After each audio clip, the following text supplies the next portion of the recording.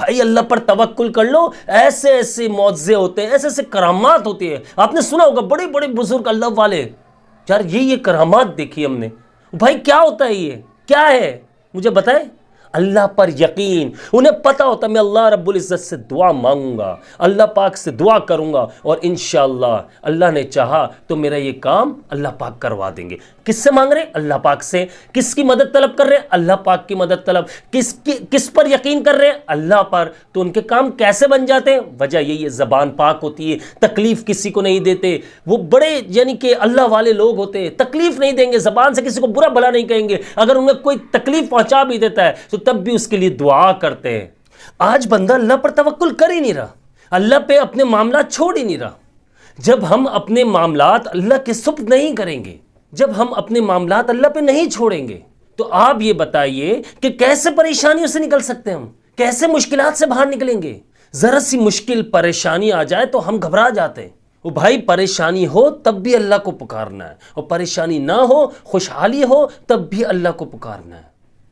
اللہ سے عافیت مانگو، اللہ سے یہ دعا مانگا کرو، یا اللہ میرے حال پر رحم فرما، مجھے ہمت دے، طاقت دے، قوت دے، مجھے آزمائشوں سے نکال دے، پریشانیوں سے نکال دے. یہ دعا مانگا کرو. بسم اللہ الرحمن الرحیم. السلام علیکم ورحمۃ اللہ وبرکاتہ. میں ہوں عبداللہ بن حمید اور آپ دیکھ رہے ہیں میرا یوٹیوب چینل. آج پتہ ہے ہم لوگوں کی ناکامی کہاں پر ہے؟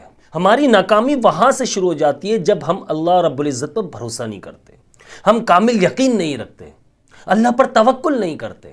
کوئی مشکلات آ جائے، رزق میں تنگی آ جائے، بیماری آ جائے، کوئی بھی مسئلہ آ جائے، لیکن ہم اللہ کو یاد نہیں کرتے، اللہ پہ توکل نہیں کرتے، اور پھر ہم سوچتے ہیں بغیر کچھ کیے ہم معاملات سے نکل جائیں.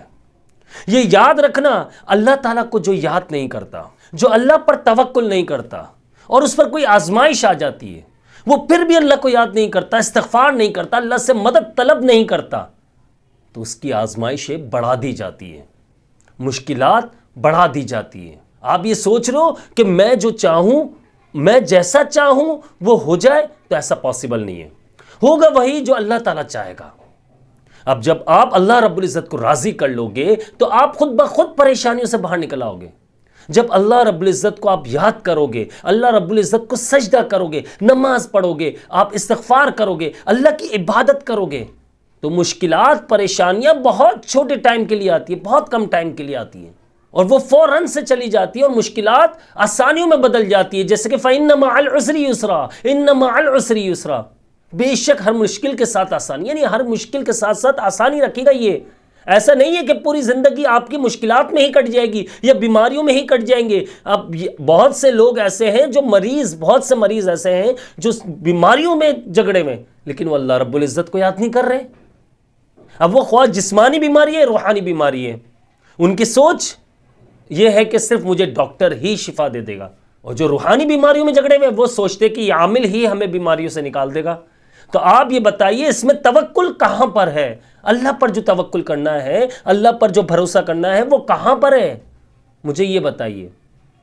آپ اس آیت کو بھول گئے کہ وَإِذَا مَرِضْتُ فَهُوَ يَشْفِينِ، اور میں جب بیمار ہوتا ہوں تو اللہ ہی مجھے شفا عطا فرماتا ہے. اور حقیقت ہے، قدرت ہے اس کے ہاتھ میں، پورا نظام وہ چلا رہا ہے. ہماری شرک سے زیادہ قریب ہے. ہم سانس بھی لیتے ہیں تو اسے پتہ چلتا ہے. بھائی آپ اس بات کو سمجھ لیجئے کہ ہم جانتے ہیں اس بات کو کہ یہ دنیا فانی ہے، ختم ہونا ہے. میں کوئی لیکچر نہیں دے رہا، میں سمجھانا چاہ رہا ہوں. آپ اپنے بڑے بوڑھوں کو دیکھ لیجئے، بات سمجھیے گا میری. آپ یہ دیکھیے لائن لگی ہوئی ہے یار، ایک کے بعد ایک دنیا سے جا رہا ہے، لیکن ہم سبق حاصل نہیں کر رہے، ہم کچھ سیکھ نہیں رہے. میں جو چلا کر ایک ہی ٹاپک پہ ایک ہی طریقے سے آپ لوگوں کو سمجھانا چاہتا ہوں، یار استغفار کر لو، یار اللہ پہ بھروسہ رکھو، اللہ پہ توکل کرو. بار بار آیت میں آپ لوگوں کے سامنے ریپیٹ کرتا رہتا ہوں، وَمَن يَتَوَكَّلْ عَلَى اللَّهِ فَهُوَ حَسْبُهُ. بھائی اللہ پر جب آپ توکل کرتے ہو تو آپ کے معاملات خود بخود حل ہوتے ہیں. خود بخود آپ کے معاملات ایسے سیدھے ہوتے چلے جائیں گے، راستے پر چلنے لگ جائیں گے. آپ پریشان ہو جاؤ گے، چاہے وہ بیماری ہو، جسمانی ہو، روحانی ہو، رزق کے مسائل ہو، یا پھر آپ کے رشتے کے مسائل ہیں، اولاد نافرمان ہے، کچھ بھی ہے. اللہ سے مانگو گے ملے گا، اللہ پہ توکل کرو گے سارے کام آسان ہو جائیں گے. لیکن جب ہم خود چوڑے بن کر ہم سب کام کرنے کے خود ہی سوچ لیتے، یہ خود ہی ٹھال لیتے، تو پھر سکسیس تو دور کی بات ہے، ناکامی سے بھی باہر نہیں نکل پاتے ہم تو، کامیابی تو دور کی بات ہے، بیماری سے باہر نکلنا تو دور کی بات ہے، اس بیماری سے لڑنے کی طاقت ہم میں نہیں ہوتی ہے۔ ہاں اگر کوئی ایسی اللہ نہ کرے کوئی بیماری لگ جائے، چاہے وہ جسمانی ہے چاہے روحانی، چلے روحانی کی بات کر لیتے، جسمانی تو آپ لوگ جانتے ہیں ایسی بہت ساری بیماریاں، نام لینا مناسب بھی نہیں ہے، آپ لوگ اچھے سے سمجھتے ہیں، جس میں بندے کو لگتا ہے کہ بس یار اب تو میں گیا۔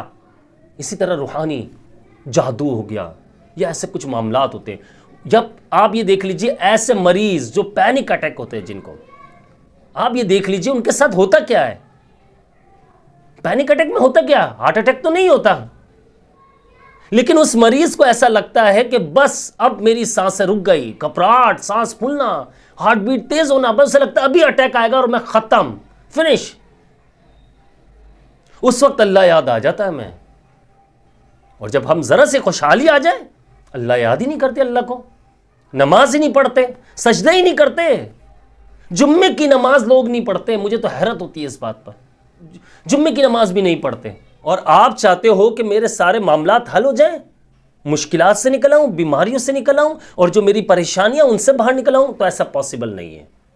آج ہم 2 رکعت نماز نفل بھی ادا کر رہے ہیں نا، تو وہ دکھاوے کے لیے کر رہے ہیں، دنیا کو دکھانے کے لیے کر رہے ہیں۔ اگر ہم اپنی نماز عبادات اگر چھپ کر کرنا شروع کر دیں، یعنی کہ میں یہ نہیں کہہ رہا ہوں کہ آپ فرض نماز بھی جو ہے وہ مسجد میں نہ پڑھیں، میں یہ نہیں کہہ رہا ہوں، کہنے کا مقصد یہ ہے جو نفلی عبادات جو جماعت کے ساتھ پڑھنی نہیں ہے، یعنی کہ وہ نفلی عبادت اگر ہم چھپ کر کرنے لگ جائے، آپ اس کے بہترین نتائج سے نا واقف ہیں، جانتے نہیں ہیں کیا فائدے حاصل ہوتے ہیں، جیسے کہ تہجد ہے، جیسے کہ تسبیحات ہے، ذکر و اذکار ہے، مسنون اذکار ہے، استغفار ہے، درود شریف ہے۔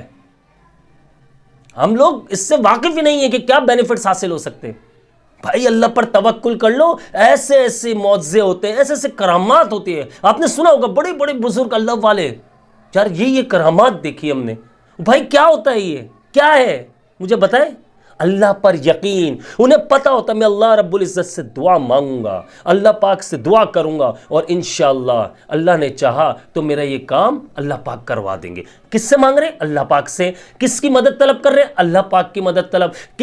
کس پر یقین کر رہے ہیں؟ اللہ پر۔ تو ان کے کام کیسے بن جاتے ہیں؟ وجہ یہی ہے زبان پاک ہوتی ہے، تکلیف کسی کو نہیں دیتے، وہ بڑے یعنی کہ اللہ والے لوگ ہوتے ہیں، تکلیف نہیں دیں گے، زبان سے کسی کو برا بھلا نہیں کہیں گے، اگر انہیں کوئی تکلیف پہنچا بھی دیتا ہے تو تب بھی اس کے لیے دعا کرتے ہیں، بد دعا نہیں دیتے، اسے تکلیف نہیں پہنچاتے، اذیت نہیں پہنچاتے، چھوٹے سے محبت کرتے ہیں، شفقت کرتے ہیں، بڑوں سے ادب سے پیش آتے ہیں۔ تو اللہ رب العزت ان کی ہر ایک بات میں، ہر ایک دعا کو فوراً سے قبول فرما لیتا ہے۔ نماز پڑھیں گے تو ایسے ٹھہر ٹھہر کے پڑھیں گے، ایسے رک رک کر آرام سے اطمینان سے پڑھیں گے، ایسا لگے گا کوئی 70-80 سال کا بوڑھا آدمی نماز پڑھ رہا ہے۔ تو آپ بتائیے ہماری دعائیں قبول ہوں گی؟ نہیں، ان لوگوں کی دعائیں قبول ہوں گی، کیونکہ نیت جو ہے نا وہ سچی ہے، دل میں کھوٹ نہیں ہے، دنیا کو دکھاوا کرنے کا انہیں شوق نہیں ہے، وہ صرف اپنے اللہ رب العزت کو راضی کرنا چاہتے ہیں، اور اسی وجہ سے انہیں کامیابی ملتی ہے، اسی وجہ سے جو وہ چاہتے ہیں انہیں ملتا ہے۔ اگر ہم اور آپ کوشش کریں ایسا بننے کی، کوشش کریں، بھرپور کوشش کریں، تو انشاءاللہ ہماری ہر دعا قبول ہوگی۔ صرف اللہ پر توکل کر لو، عبادت کرنا سیکھ لو، آپ یہ دیکھنا کیسے آپ کے راستے بنتے ہیں، اپنے سارے معاملات اللہ کے سپرد کر دو، بات کرنا شروع ہو جاؤ، اللہ سے کنیکشن مضبوط کرو، تو سارے معاملات حل ہو جائیں گے آپ کے۔ مجھے اپنی خاص دعاؤں میں یاد رکھیے گا۔ میں ہوں آپ سب کا بھائی عبداللہ بن حمید، جنہوں نے چینل کو سبسکرائب نہیں کیا لازمی سبسکرائب کر لیجئے، بیل آئیکن کو پریس کر لیجئے گا۔ السلام علیکم ورحمۃ اللہ وبرکاتہ۔